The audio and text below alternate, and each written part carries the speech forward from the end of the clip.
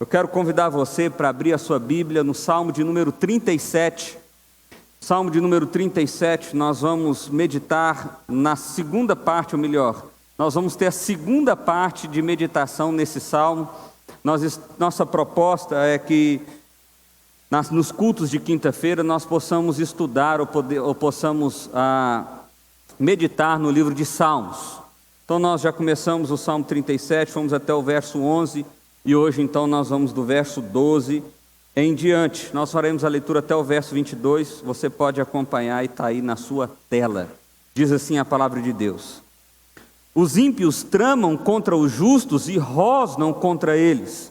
O Senhor, porém, ri dos ímpios, pois sabe que o dia deles está chegando. Os ímpios desembanham as espadas e preparam o arco para abaterem os necessitados e os pobres, para manterem os que andam na retidão. Mas sua espada lhe atravessará o coração e os seus arcos serão quebrados. Melhor é um pouco do justo do que a riqueza de muitos ímpios, pois o braço forte dos ímpios será quebrado, mas o Senhor sustém os justos. O Senhor cuida da vida dos íntegros e a herança deles permanecerá para sempre. Em tempos de adversidade não ficarão decepcionados, em dias de fome desfrutarão de fartura, mas os ímpios perecerão. Os inimigos do Senhor murcharão com a beleza dos campos, desvanecerão como fumaça. Os ímpios tomam emprestado e não devolvem, mas os justos dão com generosidade. Aquele que o Senhor abençoa, receberão a terra por herança, mas o que ele amaldiçoa será eliminado. Vamos orar mais uma vez? Pai, nós colocamos as nossas vidas diante do Senhor e pedimos ao Senhor, ó Deus, que o Senhor ministre aos nossos corações nessa hora, Pai.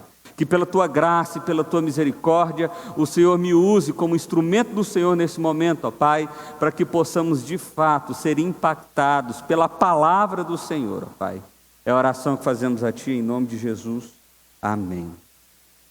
Meus irmãos, o Salmo de número 37 foi escrito por Davi. Nós vamos ver hoje, lá nos versos seguintes, que Davi já estava com idade avançada. Davi já estava nos seus últimos dias. E o Salmo de número 37 é uma verdadeira preciosidade. Alguns chegam a dizer que é uma espécie de testamento de Davi.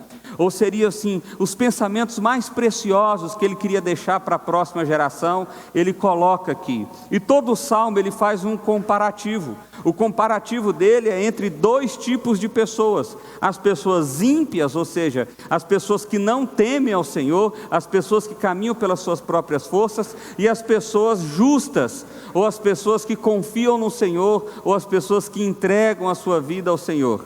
Então ele trabalha com esses dois tipos de pessoas e ele faz um comparativo. A partir da experiência dele, é claro que nós estamos falando de um texto bíblico, então inspirado por Deus, ele começa a escrever ou a dizer como que é o comportamento de cada um, quais as consequências disso e como Deus está presente na vida desses dois tipos de pessoas. Então o que nós vamos falar nessa noite é o seguinte: aonde está Deus na adversidade? Onde está Deus na adversidade? Sabe, tantas vezes é difícil entender onde está Deus na adversidade, não é verdade? A gente começa a pensar, será que Deus esqueceu da gente? Será que Ele não se importa com a maldade do mundo? Onde está Deus, afinal de contas, na adversidade? Parece que Davi vai discorrer um pouco sobre isso aqui, fazendo essa comparação entre ímpios e justos. Então, em primeiro lugar, eu quero pensar com você o seguinte: os justos, eles são perseguidos, mas não são abandonados. Olha só o que Davi diz a partir do verso 12, ele diz o seguinte: os ímpios tramam contra os justos e rosnam contra eles. O Senhor, porém, ri dos ímpios, pois sabe que o dia deles está chegando. Os ímpios desembanham a espada e preparam o arco para abater a necessitado e o pobre, para matarem os que andam na retidão. mas as suas espadas lhe atravessará o coração e o seu arco serão quebrados. Aqui Davi está trazendo duas comparações claras. Ele está falando de um povo que vai ser perseguido por outro povo. Ele está dizendo o seguinte: os ímpios, eles se sentem donos da situação, eles têm mais recursos, mais armas, mais capacidade de fazer o mal, e eles querem perseguir os justos como um cão raivoso. Essa é a ideia aqui que rosna. Nós não estamos falando aqui de um pincher, nós estamos falando de um pitbull. Nós estamos falando de alguém que tem sede de sangue. Nós estamos falando de alguém que não ama o próximo. Nós estamos falando de alguém que quer se dar bem à custa da vida do outro, de qualquer maneira, de qualquer forma, a qualquer custo. E normalmente os que sofrem essa perseguição, normalmente os que são alvo desses cães raivosos, são os justos. E a pergunta é: onde está Deus nisso tudo? Deus está rindo dos ímpios. Não é uma expressão engraçada essa? Deus está rindo dos ímpios. Você já pensou sobre isso? É difícil imaginar essa cena, né? Deus olhando lá, vendo as duas coisas acontecendo, ímpios, corações maldosos, perseguindo e subjugando pessoas mais simples, pessoas justas. E Deus olha essa cena e Ele ri do ímpio. E por que Ele ri?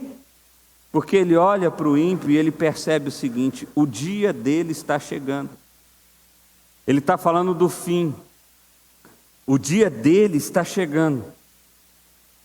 Os ímpios, eles pegam as suas espadas, eles preparam seus arcos, eles usam da sua capacidade, eles tentam fazer conforme a sua força. Mas o que Deus diz aqui, a percepção de Davi com a experiência de vida dele, o relacionamento íntimo que ele tinha com Deus, inspirado pelo próprio Deus, é o seguinte: essas armas são as armas que vão destruir eles. Essas armas são as armas que vão acabar com eles. Essas armas são as armas que vão detonar com eles. Sabe, Calvino, comentando esse texto, ele diz o seguinte: embora a vida dos santos seja assaltada por muitos perigos, contudo estão seguros no socorro e proteção de Deus. E embora os ímpios planejem contra eles, serão continuamente preservados. Por quem? Por Deus. Sabe, meu irmão, tem uma coisa que você precisa perceber na sua vida. Seja qual for a adversidade que eu e você estivermos passando, Deus não está longe dela, Ele está próximo dela. A questão é que a nossa visão ela é limitada pelo tempo e pelo espaço. A nossa capacidade de perceber é muito limitada. Por exemplo, eu estou num ambiente aqui que tem paredes. Eu não consigo ver a rua. Eu não sei o que está acontecendo ali. Então o próprio espaço limita a minha capacidade, mas não só isso, o tempo também. Eu não sei o que vai acontecer amanhã. Aliás, eu estava vendo nos jornais hoje e eu vi uma série de... Um jornalista chegou e falou assim: ninguém sabe prever o futuro. As projeções são confusas. Cada um faz uma projeção diferente da crise que está para acontecer. Por quê? Porque o homem é incapaz. Agora Deus que conhece o amanhã, Deus que está no amanhã, Ele que determina o amanhã, Ele diz o seguinte: fique em paz. Na verdade, Ele está rindo dos arrogantes, dos ímpios, daqueles que lutam pelas suas próprias forças, porque Ele olha para os ímpios e fala: eles vão se perder, eles não vão se encontrar. Essas armas que eles estão usando para perseguir os justos, são com essas armas que eles serão destruídos. É justamente a arrogância que vai destruir eles, é justamente o crer na capacidade própria que vai destruir eles. Então, diante da adversidade, quando você for perseguido, saiba de uma coisa: você não foi e jamais será abandonado. Em segundo lugar, o texto fala de possuir coisas. Olha só: nada tendo, mas possuindo tudo. Olha o que diz o texto: melhor é um pouco do justo do que a riqueza de muitos ímpios, pois o braço forte dos ímpios será quebrado, mas o Senhor sustém os justos. Meu irmão, o ímpio está preso na realidade daquilo que seus olhos podem ver. E quando ele adquire muita riqueza, ele acha que isso é o que satisfaz a sua alma. Mas o que o texto bíblico mostra é o seguinte: melhor é o pouquinho do justo, melhor é o nada do justo, do que o muito de muitos ímpios. Por quê? Porque os ímpios serão quebrados. Esse braço forte, essa audácia na sua própria competência, esse entendimento que pelas suas próprias forças resolve as coisas, eles serão frustrados. Agora os justos não, os justos serão sustentados pelo Senhor. O texto é mais profundo, ele diz assim: o Senhor cuida da vida dos íntegros. Meu irmão, o que Davi está dizendo aqui é o seguinte: olha, na minha experiência de vida, no meu relacionamento com Deus, e inspirado pelo próprio Deus, eu quero dizer o seguinte para vocês: não se engane com a beleza, com a riqueza ou com a capacidade passageira que um ímpio tem. Tudo isso vai acabar, ele vai ser pego pelas suas próprias armas, o seu braço que é forte, parece intransponível, será quebrado. Agora o justo, o que entrega, lembra? Nos primeiros 10 versículos desse texto, o que entrega, o que confia o seu caminho ao Senhor, o que de fato confia no Senhor, esse meu irmão, esse será cuidado pelo Senhor, cuidado pelo Senhor. A herança deles permanecerá para sempre. Eu quero ler uma história para você, não está aí no slide, você não vai ter essa história, mas eu quero ler uma história de uma mulher chamada Hankson, senhora Hankson. A história é o seguinte: uma viúva carente em Chicago viveu o lema: o Senhor proverá. Ela sempre viveu por esse lema. Mesmo quando severamente testada, a senhora Hankson nunca perdeu o sorriso a ponto e a pronta fé triunfante. A senhora Hankson era o único apoio de seu filho que tinha retardo mental. Eventualmente, a artrite crônica confinou ela em uma cama. Quando um grupo de jovens da igreja foi até a casa da senhora Hankson para animá-la, eles ficaram surpresos ao descobrir que ela não estava deprimida e perguntaram: agora, o que você e Arthur farão? Arthur era o filho. Ela deu um sinal habitual de resposta tranquila e confiante, dizendo: o Senhor proverá. Quando a senhora Hankson morreu, muitas pessoas se perguntaram o que aconteceria com o filho dela. Mas quando amigos e vizinhos foram para a casa de Arthur, seu filho, após o funeral, ele orgulhosamente mostrou a eles uma coleção de selos. Em vez de arrancar os selos do envelope, ele interceptou e guardou dezenas de cartas destinadas à mãe durante anos. Muitos continham presentes financeiros substanciais. Resultado, era o suficiente para cuidar do garoto pelo resto da vida. Sabe, quando lançamos todos os nossos dilemas, medos no Senhor, nós ficaremos maravilhados com a maneira que Deus cuida de nós. Sabe, quando nós estamos no meio da turbulência, no meio da adversidade, no meio da luta, no meio da guerra, dificilmente nós temos condições de observar a boa mão do Senhor. Nós estamos presos às nossas próprias emoções, nós estamos atribulados por aquilo que está acontecendo.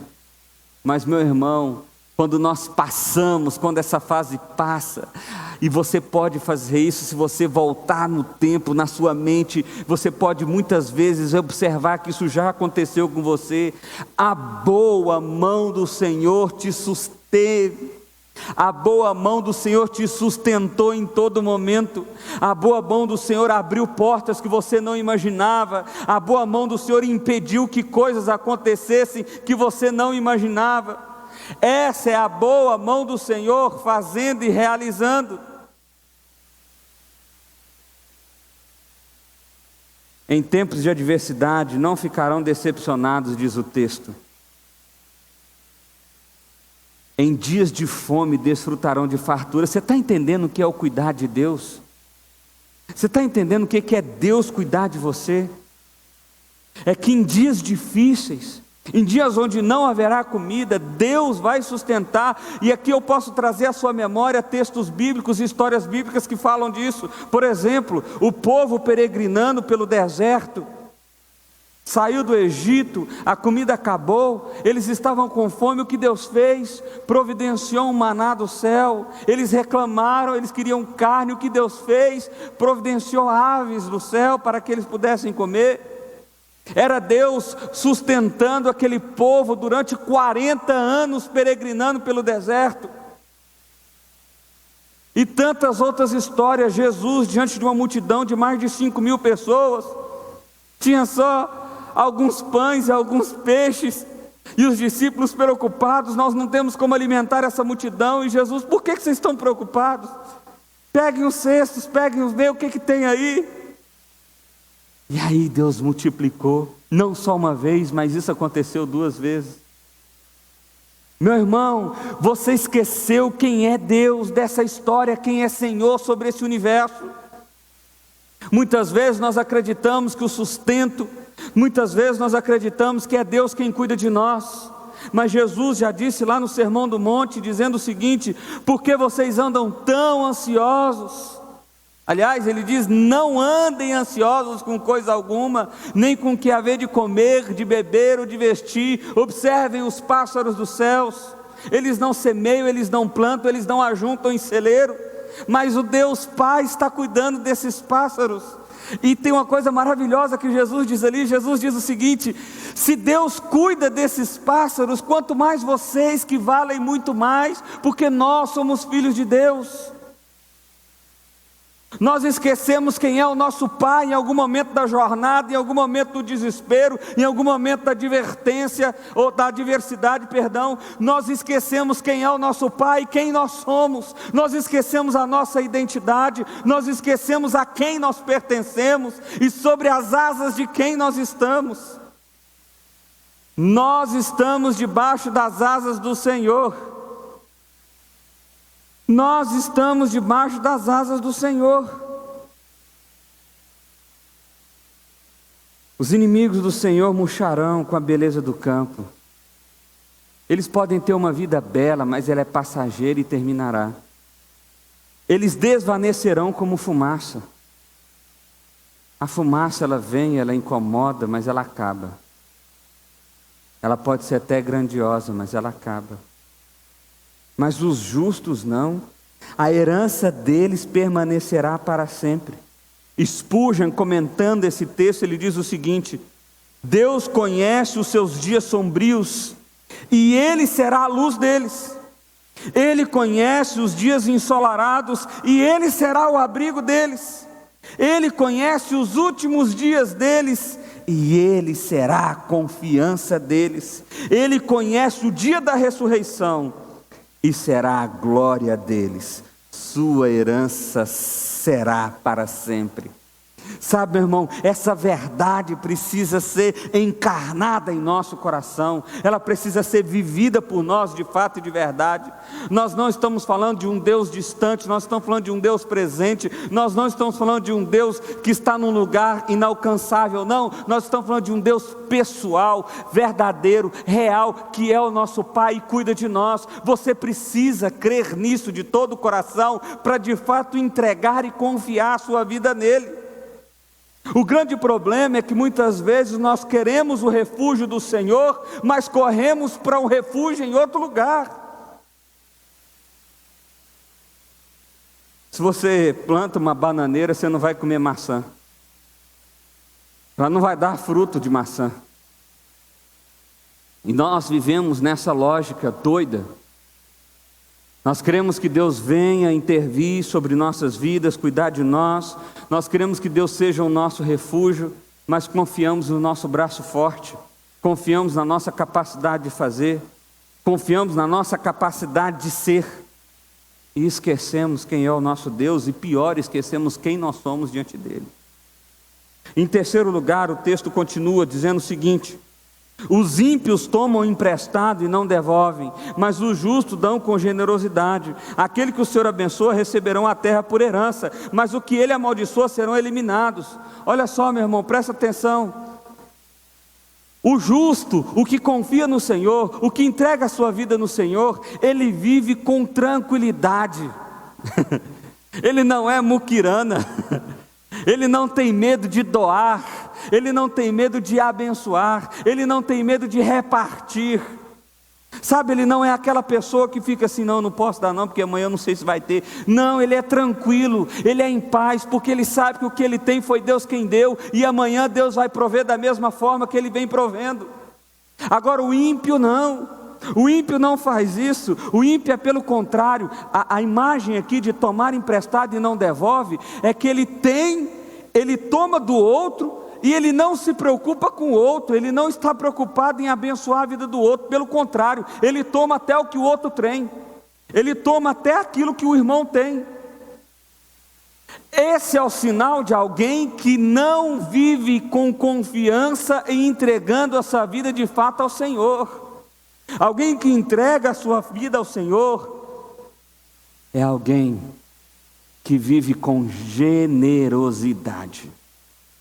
Eu não estou dizendo aqui, meu irmão, que é para você sair dando tudo que você tem para as pessoas.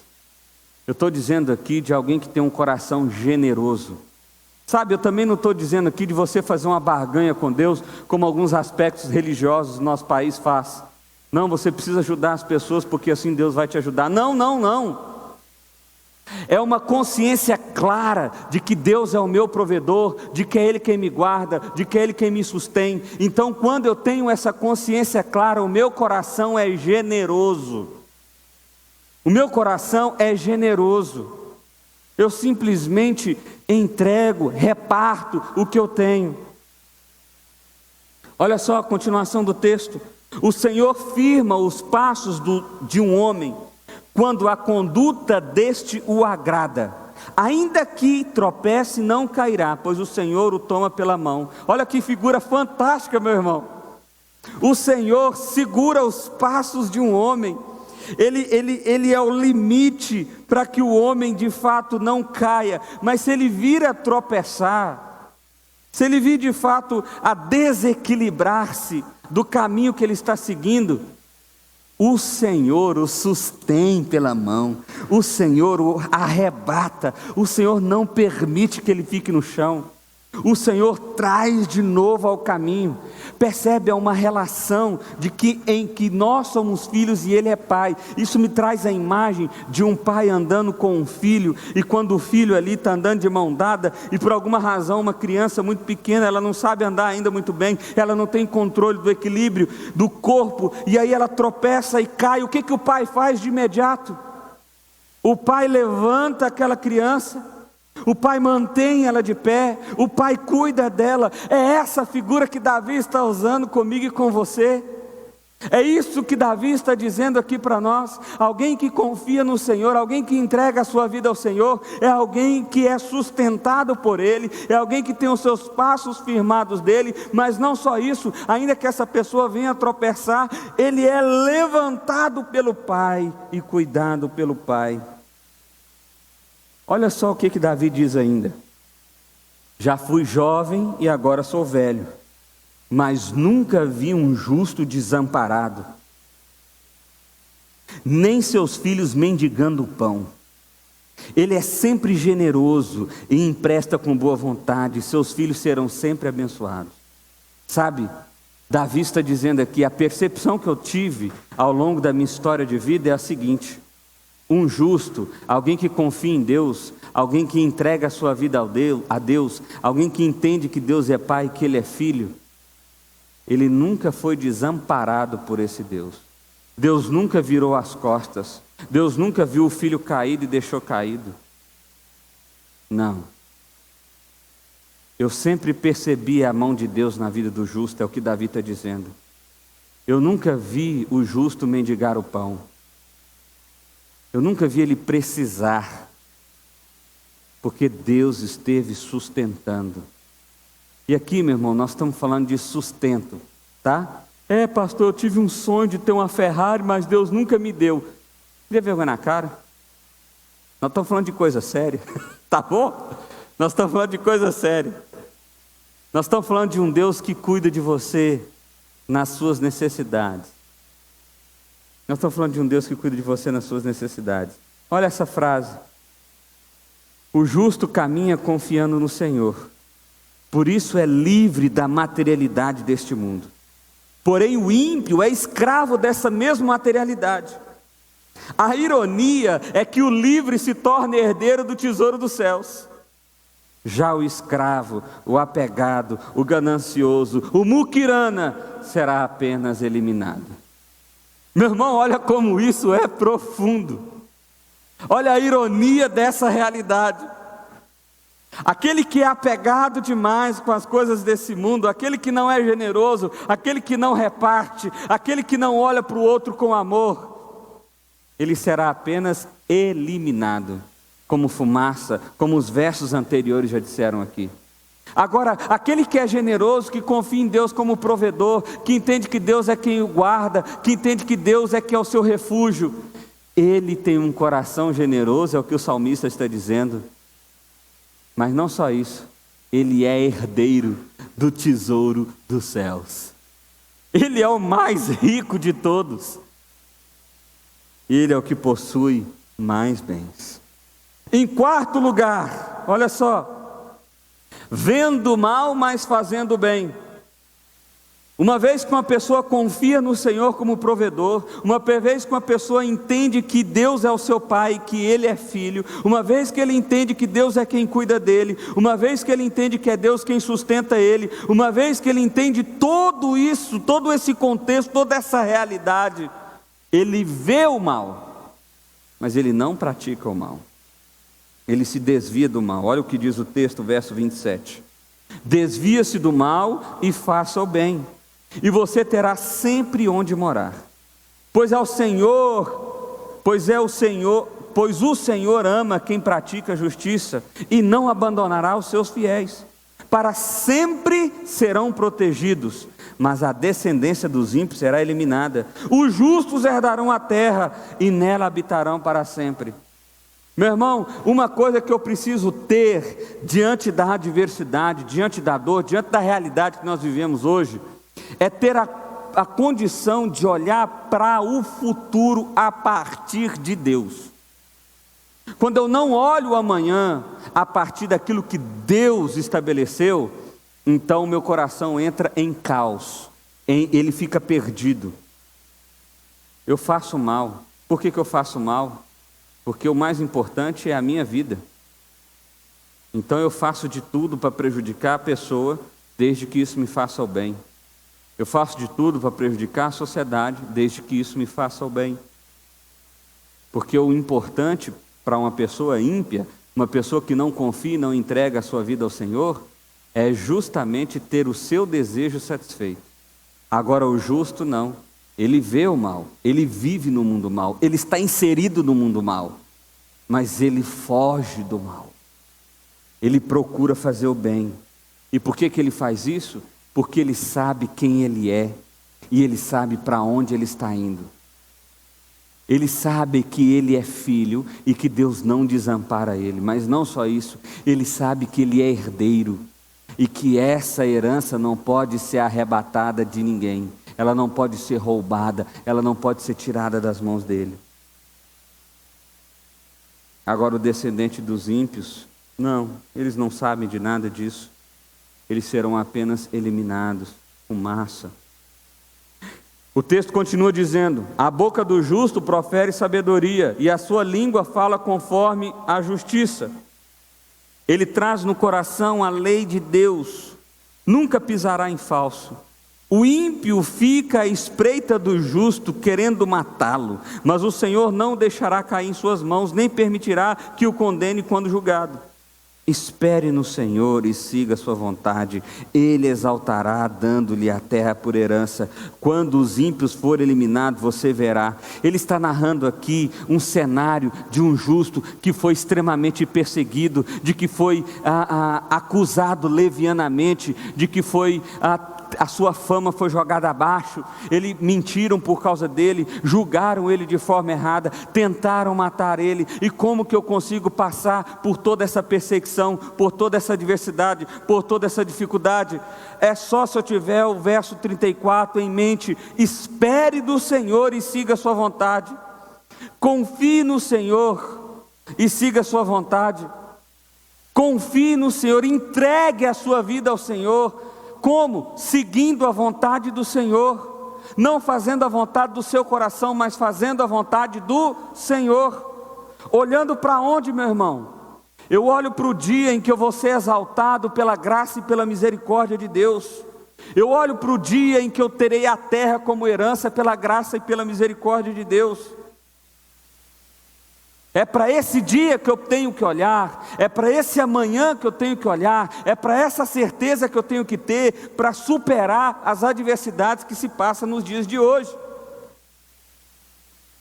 Porque se eu não tenho esperança, se eu não sei o que me aguarda amanhã, se eu não sei aonde está o meu amanhã, então eu me desespero. Agora, se eu sei, meu irmão, eu estou tranquilo. Porque Deus está nele. Ele não só está cuidando de mim agora, como o salmista já nos disse aqui, mas Ele está garantindo um amanhã eterno. Não é isso que Jesus fala para os seus discípulos? Não se preocupe. Na casa de meu Pai há muita morada. Se não fosse assim, eu não estaria dizendo isso para vocês. Não é isso que Jesus usou para consolar os discípulos no momento de dor? Relembrar a verdade da esperança que nós temos em Deus. Pastor, então eu tenho que viver com a certeza de que um dia eu vou morrer e de que eu vou para o céu? É isso que o Senhor está querendo dizer? É isso que o texto bíblico está querendo dizer, meu irmão. Pastor, então não seria melhor acabar logo com isso? Não. Mas ao mesmo tempo eu anseio pela volta de Cristo. Não é isso? Maranata, hora vem, Senhor Jesus, vem me resgatar, vem me buscar. Eu estou aguardando ansiosamente para o dia que Jesus vai vir, para me levar para os seus braços. Mas sim, o que anima o meu coração, o que me dá força, o que me dá ânimo, o que me enche de esperança, é o fato de esperar no Senhor e seguir a sua vontade. É porque eu sei que Ele me exaltará por graça, por misericórdia. Eu sei que Ele me dará a terra por herança, por graça e por misericórdia. Agora os ímpios, aqueles que confiam em seus braços já quebrados, aqueles que confiam em si mesmo, na sua capacidade de ajuntar, não, esses vão ser eliminados. Perceba, já é a 4ª vez que Davi usa essa linguagem. Eles serão eliminados. Eliminados. 5º e último lugar. Do Senhor vem a salvação. Eu vi um homem ímpio e cruel, diz o texto, florescendo como frondosa árvore nativa. Ele está dizendo aqui: eu vi um homem que surgiu no meio da sociedade, que surgiu no meio do povo, e ele foi bem sucedido naquilo que ele fez. Mas logo desapareceu, continua o texto, e não mais existia. Embora eu o procurasse, não pôde ser encontrado. Você já percebeu isso, meu irmão? Todos os grandes homens da terra que passaram por essa terra, passaram. Alexandre o grande imperador, já não está vivo mais. os imperadores que tiveram, já não estão vivos mais. Homens cruéis, homens poderosos, já não estão aqui mais. É isso que Davi está dizendo. Ainda que você procure por eles, ainda que eles tenham sido uma árvore frondosa, ainda que eles tenham sido extremamente bem-sucedidos em algum momento da vida deles, eles não estão aqui mais, por mais que você procure. Ele não pode ser encontrado. O texto continua: considere o íntegro, observe o justo. há futuro para o homem de paz. Olha só, meu irmão, enquanto o ímpio, enquanto aquele que pode até conquistar poder, fama ou alguma coisa durante a sua vida, se perde, ele é eliminado, ele não pode ser encontrado. Agora não, o homem justo, o íntegro, há futuro para esse homem tem futuro. Olha o que continua dizendo o texto: mas todos os rebeldes serão destruídos, para não dizer eliminados.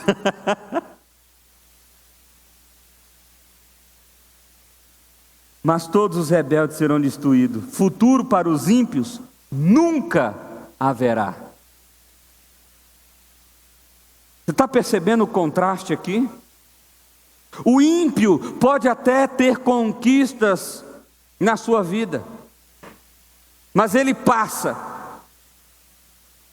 ele vai embora, é como uma fumaça. Agora o justo, o íntegro, não, ele tem um futuro. Mas e o ímpio? Jamais terá futuro. É isso que o texto está dizendo. Futuro para o ímpio nunca haverá. Não tem como ter futuro para o ímpio, porque o ímpio se refugia em si mesmo. O ímpio confia nas suas forças. O ímpio entrega a sua vida às suas próprias mãos. Mas e o justo? O justo confia no Senhor. O justo entrega a sua vida ao Senhor. O justo segue a vontade do Senhor. E esse é um homem de paz. Esse é um homem que tem futuro. O verso 40 termina dizendo o seguinte: do Senhor vem a salvação dos justos. Ela não vem de nós mesmos, ela tem que vir de forma externa. E vem de quem? Do Senhor. Ele é a sua fortaleza na hora da adversidade. O Senhor os ajuda e os livra. Ele os livra dos ímpios e os salva, porque nele se refugiam. Sabe, meu irmão, a grande questão é que nós estamos buscando a salvação dos problemas da nossa vida, das adversidades que temos nos cercado, nas nossas próprias forças, no nosso braço forte, na nossa possibilidade de ser uma árvore frondosa. E o que você precisa perceber nessa noite é que Deus só vai ser o seu refúgio se Ele for o seu refúgio. Não tem como Ele ser o seu refúgio se você busca refúgio em outro lugar. Se a sua fortaleza é o seu poder, o seu dinheiro, ou o seu trabalho, ou seja lá o que for. Não tem como. Agora, aqueles que têm o Senhor como refúgio, vem dele a salvação. Vem dele a fortaleza na hora da adversidade. O Senhor os ajuda e os livra. Os livra dos ímpios e os salva, porque nele se refugiam. Quem que é salvo? Os que nele se refugiam. Quem que tem Deus como fortaleza? Os que nele se refugiam.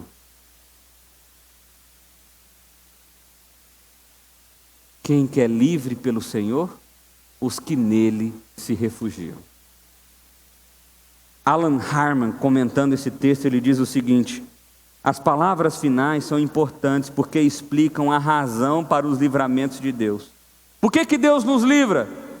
Os justos têm buscado refúgio nele e por isso ele os salva. Esse é o grande segredo, meu irmão. Esse é o grande segredo. Aonde você tem buscado salvação? Onde você tem buscado refúgio? Onde você tem buscado ser livre da adversidade? Onde você tem buscado cuidado? Onde você tem buscado segurança? Onde você tem buscado? Talvez nessa hora você tenha percebido que você não está buscando no Senhor. Pastor, como que eu sei disso? É simples, o texto disse. Os justos são generosos, os justos fazem o bem, os justos buscam a vontade do Senhor. E os ímpios? Os ímpios não são generosos, os ímpios tomam emprestado e não pagam, os ímpios perseguem os justos, os ímpios tentam fazer pela sua própria vontade, os ímpios seguem o seu coração. Pastor, eu quero confiar e eu quero entregar a minha vida ao Senhor, como que eu faço? Faça o bem, fuja do mal, siga a vontade de Deus. Saiba que Deus é o seu provedor e aquele que sustém.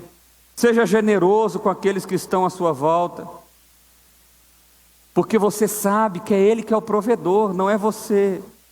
Se Ele te deu um trabalho, foi Ele que te deu, não foi você que conquistou. Se você tem um sustento hoje, é Ele quem te deu, não foi você quem conquistou. Pastor, mas eu agora perdi tudo, eu não tenho mais nada. Ele é o seu refúgio. Acredite nessa realidade. Pastor, o que fazer então diante dessa palavra? Primeiro lugar, olha aí o que fazer. O sofrimento é real, assim como a presença de Deus. Sabe, meu irmão, você pode ser perseguido, mas você jamais será abandonado. Você pode não ter nada, mas na verdade você tem o tesouro dos céus. Você pode cair, mas será levantado, sustentado pelo Senhor. Você pode ver o mal, mas fará o bem, porque você sabe que é do Senhor quem vem a salvação. Deus não está longe, Ele está presente. Deus não está distante, Ele está perto. Lembra a imagem do pai e do filho? Você pode estar meio desequilibrado, você pode não saber se os passos estão sendo dados do jeito certo,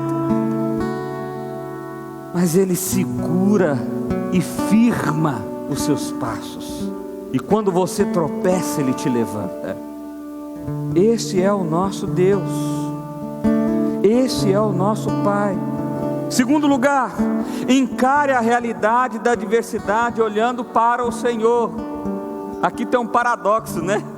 Como é que eu vou encarar a adversidade se é para olhar para o Senhor? É isso mesmo, irmão, é porque você só pode verdadeiramente encarar a adversidade se você olhar a partir de Deus. Porque senão, meu irmão, toda adversidade, não importa se é pandemia, não importa se é sustento, não importa se é financeiro, não importa se é doença, a adversidade que terminar hoje vai começar outra amanhã. Ponha isso na sua cabeça, não é a primeira e não é a última luta que você vai ter na sua vida. Agora você só vai conseguir passar por todas as lutas que vierem, se você continuar olhando para essas lutas a partir de Deus, sabendo que Ele é o provedor, sabendo que é Ele quem sustenta, sabendo que é Ele quem levanta quando você cai, sabendo que é Ele que é o seu Pai. Quando você não olha para a adversidade a partir de Deus, meu irmão, então é o desespero, é o caos, é o medo que toma conta do seu coração. Terceiro lugar, na adversidade você precisa lembrar de quem você é. E eu quero te lembrar nessa noite quem você é. Você que já entregou e confiou a sua vida a Deus. Você é um filho de Deus. Você é amado por Deus, você é cuidado por Deus, você é sustentado por Deus, você é herdeiro dos céus, você é herdeiro do tesouro dos céus, você é salvo por esse Deus. Quando eu lembro de tudo isso, quem eu sou diante desse Deus, meu irmão, você vai ver que você vive com mais leveza, paz, tranquilidade. Quarto lugar, fazer o bem é uma consequência natural de quem confia e entrega a sua vida a Deus. Essa é uma maneira boa de você olhar a sua alma no espelho, porque se os seus desejos são diabólicos, são maus, se os seus desejos são de prejudicar, são de magoar, são de usurpar, roubar, é porque você não confia em Deus. Pastor, mas eu já declarei isso publicamente, mas não foi do seu coração. Foram palavras jogadas ao vento. Alguém que confia no Senhor, alguém que entrega a sua vida ao Senhor, alguém que vive sabendo que é filho de Deus e que Deus é o provedor, essa pessoa procura o bem e ela foge do mal. É duas ações, meu irmão, são duas ações. Se o mal está para lá e o bem está para cá, eu não olho para o mal, eu corro dele. Eu vejo ele, mas eu corro dele. E eu não só corro dele, mas eu vou na direção daquilo que é o bem, daquilo que é bom. Porque eu confio no Senhor e eu sigo a vontade do Senhor. Porque se eu for seguir a minha vontade, ela é sempre má. Em quinto lugar, o Senhor sustenta e socorre a quem nele se refugia. A pergunta é: onde você está se refugiando? Pastor, eu queria sentir essa paz, eu queria sentir esse cuidado, eu queria que a minha alma fosse aquietada por Deus, mas não, pastor, eu estou turbulento, o meu coração está no meio do caos, pastor, eu não consigo ter paz, o desespero já tomou conta do meu ser. Meu irmão, então em nome de Jesus, nessa noite, corra para os braços do Senhor, se refugie nele, tenha ele como a sua fortaleza, abandona suas próprias forças, abandona a sua própria vontade, abandona o seu desejo de ser e se refugie nele. Porque o que o texto diz do verso 40 é o seguinte: o Senhor ajuda e os livra, Ele livra dos ímpios e os salva. Por quê? Porque nele se refugiam. Se você não está experimentando esse refúgio, essa paz, esse cuidado, é porque você tem buscado refúgio em outro lugar que não é nos braços do Senhor. E qualquer lugar que você buscar refúgio que não for nos braços do Senhor, você vai ter frustração e dor. Eu quero ler uma última frase para você. Olha o que diz aí.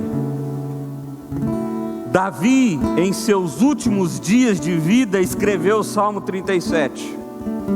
Ele parece estar gritando ao mundo com toda a sua força: não confie em você, confie e entregue a sua vida ao Senhor. Eu vou ler de novo, meu irmão.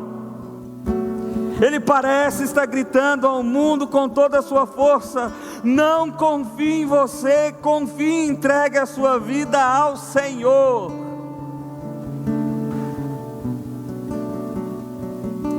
Confie e entregue a sua vida ao Senhor, meu irmão. Pai, nós queremos colocar as nossas vidas diante de Ti, de verdade, sem falsidade, sem mentira, Deus. Uma entrega real, uma confiança real. Pai, em nome de Jesus, transforma os nossos corações. Pai, nos faça viver para a glória do Senhor. Em nome de Jesus, Pai. Meu irmão, ainda em espírito de oração, nós vamos louvar a Deus com aquela primeira música que nós começamos esse culto. Faça dessa música a sua oração, aquiete o seu coração aí nesse momento. Seja um momento de entrega total e real da sua vida ao Senhor nesse momento. Em nome de Jesus.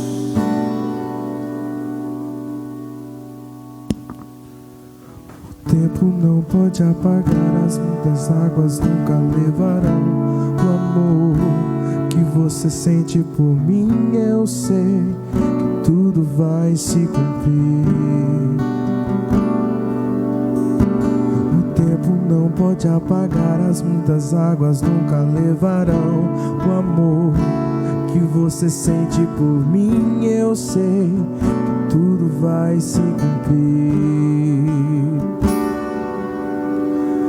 Vai ser difícil, eu sei, largar tudo por você, mas eu sei que quando eu pensar em desistir, você estará ao meu lado, me assegurando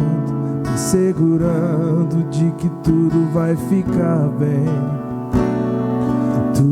vai ficar bem.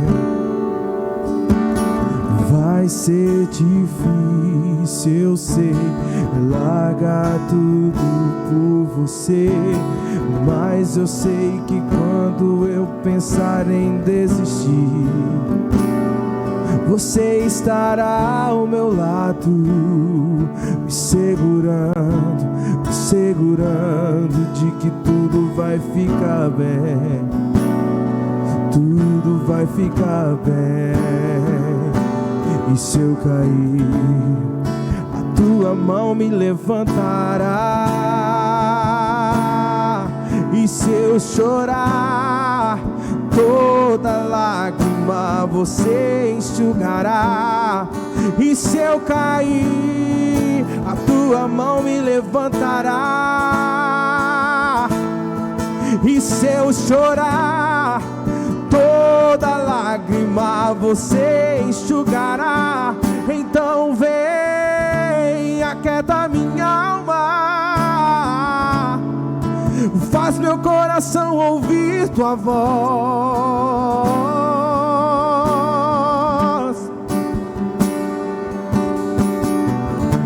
Me chama pra perto, só assim eu não me sinto só.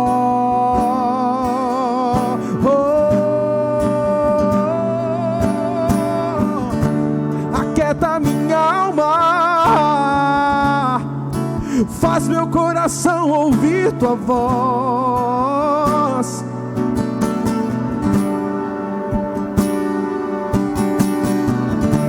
Me chama pra perto, só assim eu não me sinto só.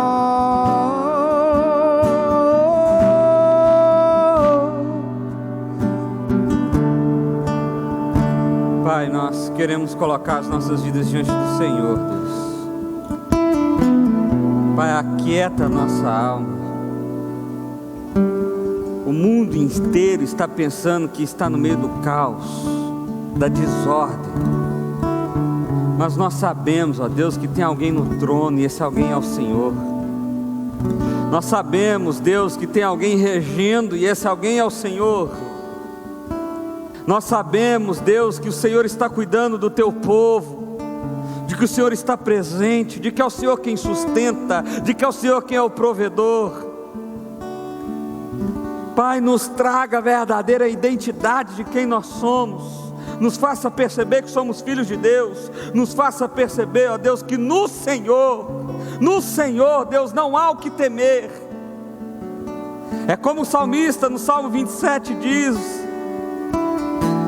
se o Senhor é o meu Salvador, se é o Senhor quem me salva, o que eu posso temer? Como o medo pode alcançar o meu coração? Pai, nos faça perceber que somos amados, imerecidamente amados. Mas sobretudo nessa noite, Pai, que Teu Espírito Santo nos conduza para nos refugiarmos no Senhor, para nos guardarmos no Senhor, para que o Senhor seja a nossa fortaleza. Em nome de Jesus, ó Pai, a oração que eu faço a Ti, em nome de Jesus. Amém, Pai. Amém.